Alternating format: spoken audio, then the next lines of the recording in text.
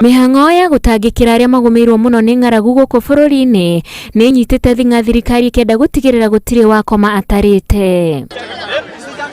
Thina uria uri bururi-ini ni uhutitie mutongoria wa bururi na akoiga thirikari yake ni guthii na mbere gutigirira icigo iria ciothe cigumirwo ni ng'aragu ni ciamukira irio na mai.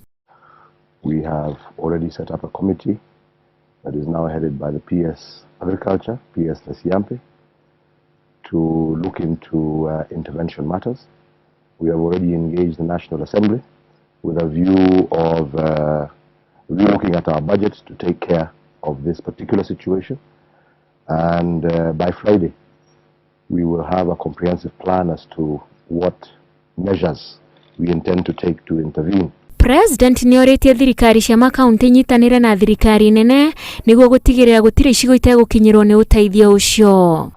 In the same time, I'm also requesting county governments in the affected areas, which are basically most countries right now, to also review their budgets and to see how they can also intervene in this particular moment. So, as I said in the beginning, it is a situation that is of concern, but at the same time, we are already well underway to take the necessary measures. Nakuo kaunti ya Kitui atongoria matiganite ni macokaniriire niguo kuhurana na ng'aragu o ni thutha wa arutwo thukuru itiganite kwaga guthie thukuru ni undu wa kugumirwo ni ng'aragu. And as you realize, schools have opened, and when there is no food, kids don't go to school.